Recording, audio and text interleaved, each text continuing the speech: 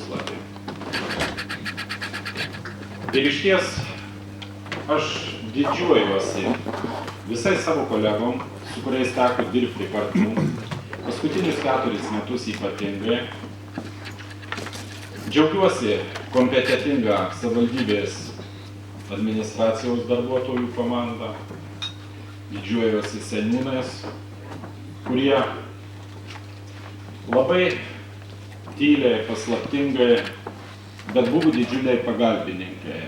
Ir išties galimybės buvo spręsti visas problemas ir buvo pagalbininkai. Taip pat džiaugiuosi ir dėkoju įmonių organizacijų vadovam. Nes per paskutinius 4 metus išties buvo nuveikta labai daug. Nevardinsiu darbų, nes jų nematyti negalima. Turbūt šitą kadenciją į Jurbarko savivaldybės tarybos darbo istoriją įėjęs kaip proveržių metas, kaip įgyvendina daugiausia objektų. Turbūt startavom kaip probleminė savivaldybė. Dabar sudarytos 35 tikslinės savivaldybės. Mes jau nei probleminį, net į tų ratą nepatenkam. Rodikliai kalba patys su savi. Gali patikti, kam nors gali nepatikti. Ne mes reitingus perkam, ne mes vertinam. Pagal tą pačią skalę vertinamos visos savivaldybės. Ir 18 ta vieta iš 53 kaimiškų savivaldybių turbūt didžiulis pasiekimas. Didžiulis pasiekimas pagal skaidrumą. Kiek kas ką bekalbėjo, esam 15 vietoje Respublikoje iš visų savivaldybių. Tai didžiuotis ir džiaugtis yra ko? Ne vien nuveiktais darbais, ne vien renovacijom, ne vien sutvarkytom gyvenvietėm, ne vien sutvarkytom viešosiom erdvėm, kur gavom daugelį nominacijų.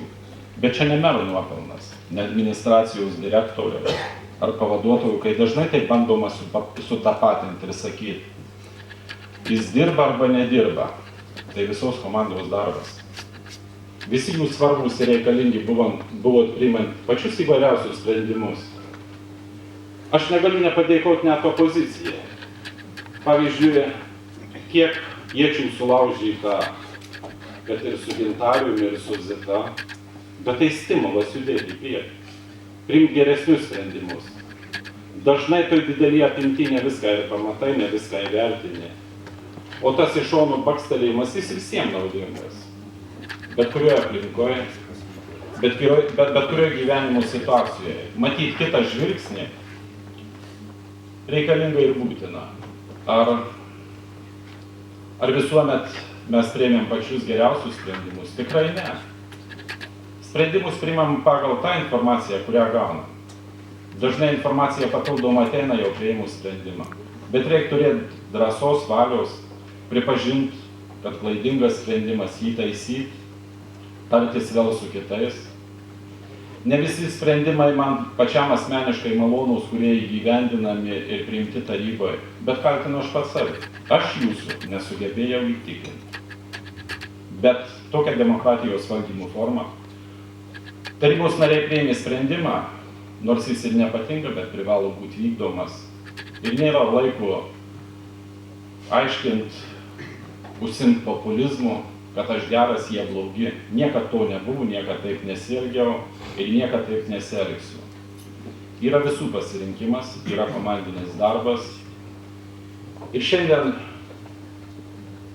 visų jūsų vardu pirmiausiai norėčiau padėkoti vyriausybės atstovai. Vyriausybės atstovai padėkoti už tą konstruktyvų darbą. Mūsų savivaldybės nebuvo tampoma po teismus, nors galimybių tam buvo, dėl priimtų sprendimų arba neatliktų darbų. Visuomet radom bendrą kalbą ir geranoriškai.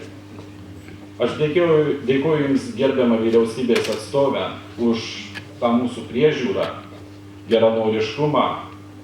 Ir manau, ne vien todėl, kad esate jurbarkietė ir grįžote į Jurbarką, bet vien dėl to, kad esate gera vyriausybės atstovė ir dėkoju visų tarybos narių vardu.